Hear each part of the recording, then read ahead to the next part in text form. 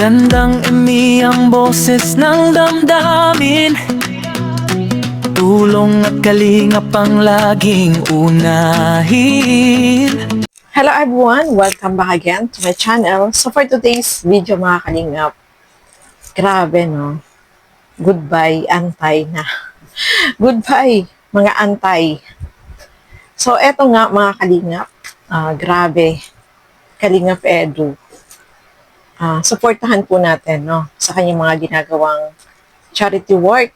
No, alam natin, napakasipag ni Kalingap Edu. Tuloy-tuloy yung kanyang ginagawang pag-charity. At marami din siyang mga beneficiary na scholar na kanyang mga tinutulungan, no, mga kalingap. Kaya talagang mapapahanga ka dito kay Kalingap Edu kasi nga talagang yung dedikasyon niya na makatulong, especially dito sa kanyang mga beneficiary, sa mga scholar na tinutulungan niya, no. Bagong-bago pa yung gusto niyang patuluyuin doon sa kanyang dorm na pinapaupahan itong kanyang mga beneficiary, no, mga kalingap. At syempre, masaya tayo dyan, no, mga kalingap. At eto, mayroon nagtanong kay Kalingap Edu sa kanyang live. Sinagot niya yan at tinanong dito, kailan ba mag-aasawa itong si Kalingap Edu? Kailan nga ba, Kalingap Edu? So, alamin natin kay Kalingap Edu, kailan ba niya balak mag-asawa, mga kalingap? So, eto, panoorin po natin ang video na ito. Mag-asawa na guys. Naku, mahirap yan. Ang hirap pumili ng tamang tao guys. Mahirap pumili ng tamang tao. Kasi hindi lang naman kasi tawag dito. Madali mag-repair, pero mahirap maghanap ng matamang tao guys. Hindi yan pwedeng biglain. Kasi hindi lang sa ginhawa na susubok ang Hindi sa ginhawa lang na susubok.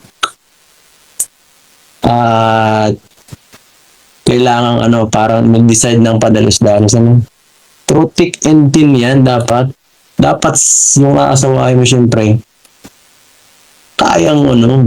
Kaya nang sumabak sa lahat ng mangyayari sa buhay. Di ba?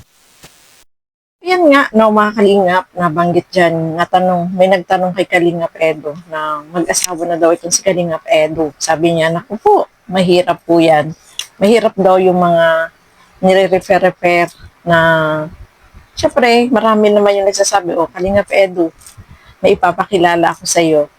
So, sabi nga niya, mahirap daw yung ganon. At saka, ang gusto daw niya, no, yung talagang makasama niya through thick and thin. Sa hirap at ginhawa, no, mga kalingap. Kasi nga, sabi nga, mahirap, no, kapag ganyan. At saka, kung saan naman po dumarating yan, na hindi mo naman hinahanap, di ba? May ganun may naniniwala sa ganun na kahit hindi mo hanapin, kung mayroon at mayroon darating yan para sa'yo. So, mahirap daw, sabi ni Kalingap Edu, mahirap na makahanap ng taong yung totoong magmamahal sa'yo. Kusa yung darating, no? Para sa akin, kusang darating yan. At kahit hindi mo hanapin, ay nandyan lang yan. Malay mo, nakilala mo na pala siya, pero hindi mo lang napansin. Di ba? So, sabi nga ni Kalingap Edu, mahirap daw. So, sa ngayon, wala pa sa isip niya yung mga ganyan na mag-asawa. Wala pa sa kanyang isip. Kahit yung edad niya ay pero siguro, ini-enjoy na lang muna niya yung pagiging binata niya, no, mga kalingap. Kasi nga, wala pang tamang babae na nahanap siya, no, mga kalingap. Mahirap kasi maghanap. Mahirap hanapin, di ba? So, baka yung kapalaran ni Kalingap Edu ay hindi pa pinanganak. Charot lang. Di ba? So, sa ngayon, wala pa sa isip niya, no, mga kalingap, na mag-asawa. Kasi mahirap daw yan. hindi basta-basta kasi yung pag-aasawa, no. Dapat kilalanin mo muna maigi. Yung ugali, di ba?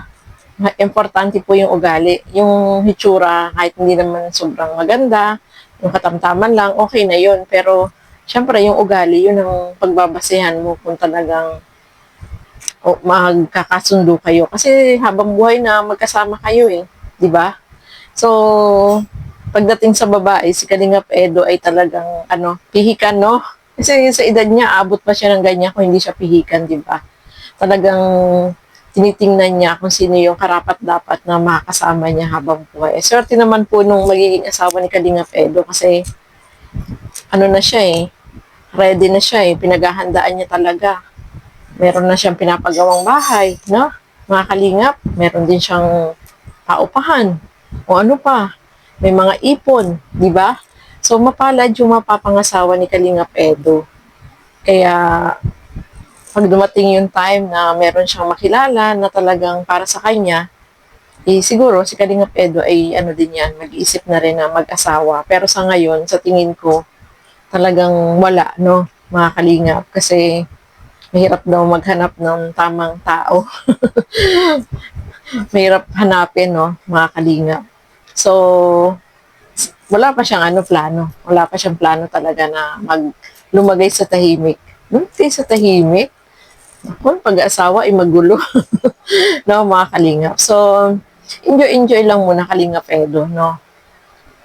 Malay natin, habang nag-i-scout ka, meron kang makita na tamang babae para sa'yo, at yun na pala yung kapalaran mo, di ba? Hindi mo natin naasahan yun eh, na meron tayong kikilala na babae na yun ang pala yung magpapatibok sa puso mo, di ba?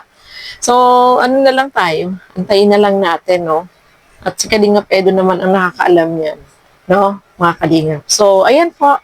Maraming salamat po sa inyong walang panonood at pagsuporta. Siyempre, suportahan po natin si Kalingap Edo. Tuloy-tuloy yung kanyang ginagawang pag-charity, no? At saka marami siyang mga scholar na tinutulungan na kanyang beneficiary. Suportahan po natin yung kanyang mga upload videos. Siyempre, Val Santos Matubang, Kalingap Rob at Edna Vlog. Ang inyong lingkod, Gandang Emmy.